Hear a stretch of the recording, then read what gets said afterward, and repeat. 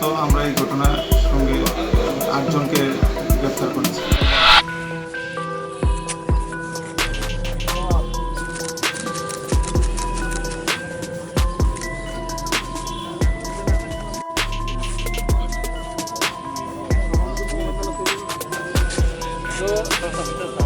Society আমার টিচারকে দৌড়ে গেছিল মারতে এবং সে পালিয়ে হাঁটার জন্য যেদিকে ইচ্ছে সেদিকে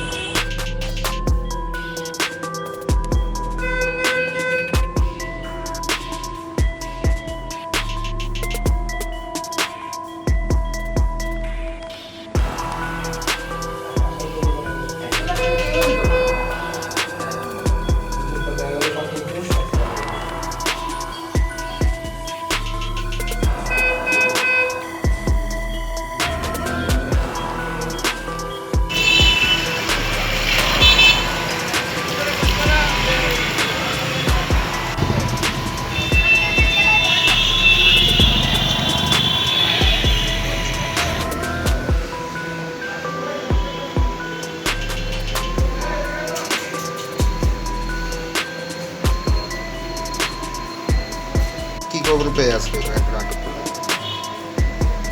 গত 10/7/2019 তারিখে আইজিএম হাসপাতালে একটা রোগী মৃত্যুর ঘটনাকে কেন্দ্র করে এখানে রোগীর বাড়ির আত্মীয় স্বজন এবং অন্যান্য লোক মিলে আইজিএম হাসপাতালের ডাক্তারবাবুকে শারীরিকভাবে আক্রমণ করে এবং এই কেস মূলে এই ঘটনার সঙ্গে জড়িত একজন নিবাস দাস আমরা সিক্রেট ইনফরমেশনের ভিত্তিতে রামনগরে রেড করি এবং ওইখান থেকে তাকে গ্রেপ্তার করা হয়।